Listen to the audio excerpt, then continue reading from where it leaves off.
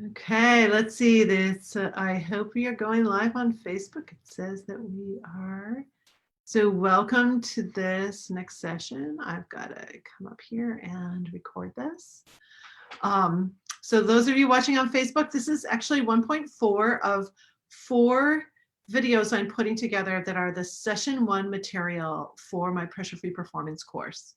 So I just wanted to share it with you. I hope you're liking it. So if you want to go back to 1, just go down through my feed. You'll find the first one. And then there's a total of 4. This is number 4. So I'm going to be recording this for my clients. So you're just getting kind of a sneak peek. And I thought you might like it. So here we go. Record. Hi, Elle Ingalls here, and you're on session 1.4 of the mini videos for session 1, the eye opener of Pressure Free Performance. I am the high performance coach, Elle Ingalls, and we are really getting it into step 3 of the Pressure Free Method tools. So we had targets, triggers, tools. And I want to start with this. This is my quote here. The only way to stop stress from messing with you is to stop the stress cycle.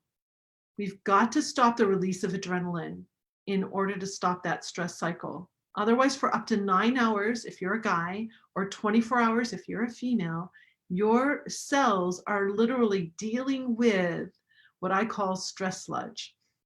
And when stress sludge is in your brain, you're not thinking well. When it's in your body, you don't feel well. So really, to step out of all this, we have got to interrupt the stress cycle, and we've got to interrupt it for hours. The pressure-free method shows you how. So pressure-free is a lifestyle. It shows you how to go all day long without triggering the stress response. If you can keep your body free of those nasty stress hormones and leave them for when you really need them, when you're really under attack, or you really need to run away from a vicious whatever. That's the only time you need to use, your fight or flight tools. So pressure-free tools are going to show you how to break this cycle. So let's dive in here. Step, where am I? Oh yeah, triggers. Triggers. You need to figure out your what. What makes you feel angry, anxious, annoyed, or ashamed. Knowing what makes you feel these emotions is going to allow you to begin to break that cycle. So what triggers you? When do you tend to overreact? Who or what makes you overreact? It can be a person, or it can be a situation, or it could be a sound, or it could be a smell. If I smell anything burning, my family knows this, I have to do a lot of tools to not trigger, but they know I'm going to start to react because I tend to overreact to any smell of burning. I almost caught on fire once and I almost drowned once. So fire and water over my head, I just have to be a little more cautious. I actually used to water ski and never get wet. I'd leap off of the dock so that I didn't have to get wet. I do like to swim, but it's very interesting. So things will make you overreact. What are those? What makes you feel annoyed or angry? What do you worry about? Who or what makes you feel anxious? And what are you ashamed of? So it could be something you were ashamed of years and years ago that still roils around in there from time to time.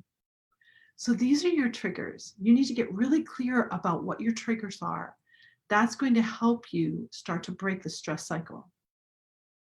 Step 3 are tools, the how-to, the 10-second solution.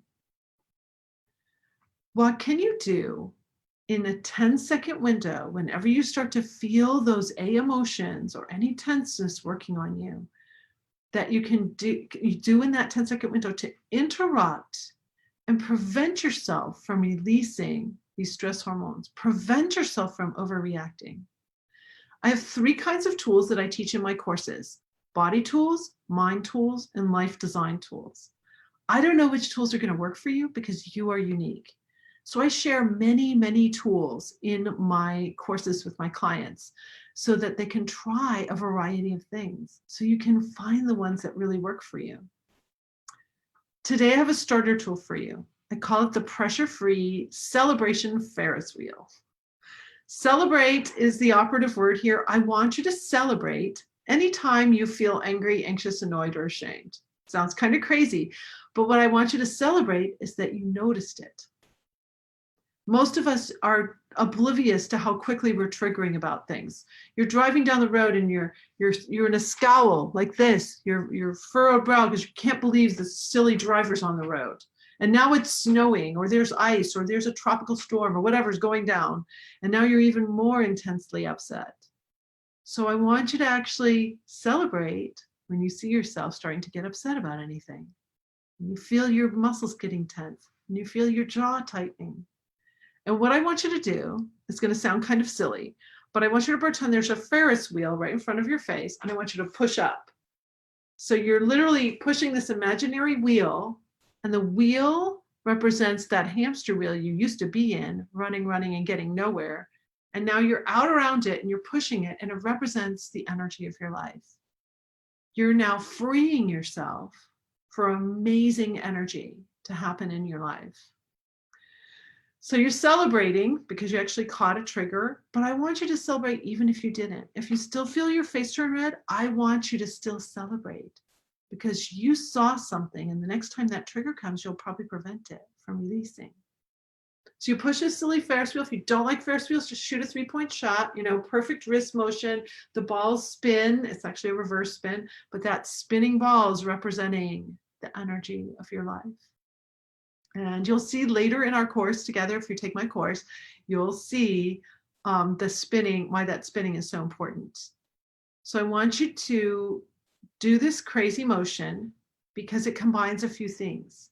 It combines a gross motor motion, a smile to release dopamine so you can think straight, and it improves your posture. Because go ahead and push up, and now bring your arms down, but don't change your body.